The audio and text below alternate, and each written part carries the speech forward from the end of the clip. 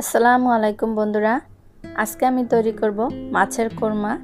আর এই মাছের কোরমাটি আশা করছি আপনাদের ভালো লাগবে। ভালো লাগলে অবশ্যই ভিডিওটি না টেনে দেখবেন আর ছোট্ট করে একটি লাইক দিয়ে দেবেন।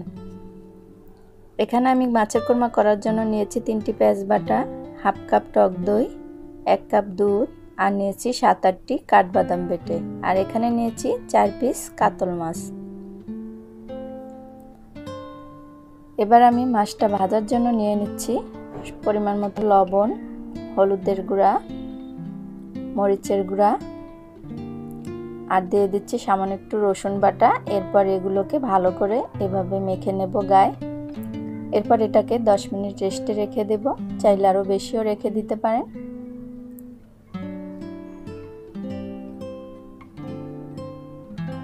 দশ মিনিট রেস্টে রাখার পরে আমি এগুলোকে হালকাভাবে ভেজে নেব। চুলোতে প্রথম তেল গরম করে তারপরে দিয়ে দিচ্ছি।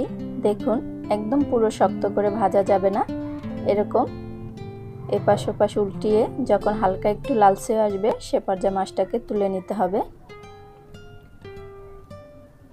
এরপরে মাছগুলো ভাজার পরে রান্নার জন্য দিয়ে দিচ্ছি পরিমাণ মতো তেল।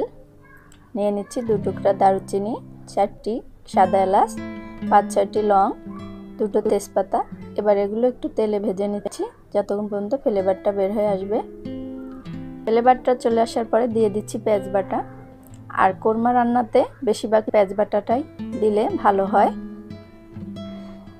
বাটা পেঁয়াজটা দেওয়ার পরে এটাকে একটু ভেজে নিচ্ছি, এটার উগ্র গন্ধটা বেরিয়ে যাবে। এরপর দিয়ে দিচ্ছি আদা রসুন বাটা। এখানে আমি 2টো মিলে 1 টেবিল চামচ পরিমাণ দিয়েছি। এবার এগুলোকেও কিছুক্ষণ ভেজে নেব। এভাবে এই বাটা মশলাগুলো ভাজার পর দিয়ে দিচ্ছি 1 চামচ লাল মরিচের গুঁড়ো আর 1 চামচ ধনিয়ার গুঁড়ো। এবার শুকনো মশলাটা দিয়েও পুরো মশলাগুলোকে আবারও ভেজে নিচ্ছি। এরপর দিয়ে দিচ্ছি পরিমাণ মতো লবণ দিয়েও এটাকে আরও কিছুক্ষণ ভেজে নেব।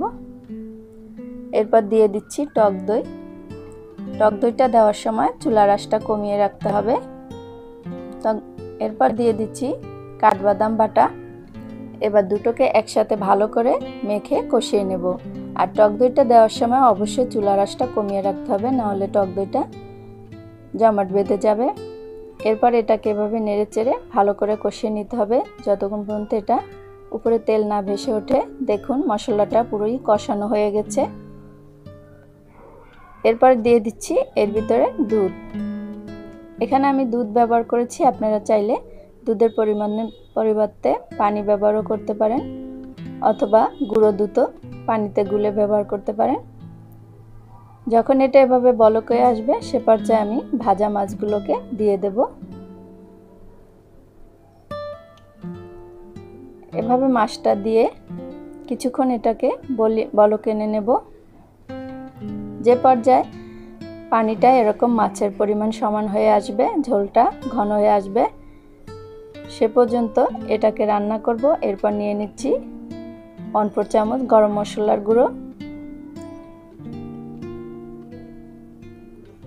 এরপর দিয়ে দিচ্ছি 5-6টি কাঁচামরিচগুলো একটু ফ্লেভারের জন্য দিয়ে দিচ্ছি 2টো পেঁয়াজ বেরেস্তা করে রেখেছিলাম, পেঁয়াজ বেরেস্তাটা।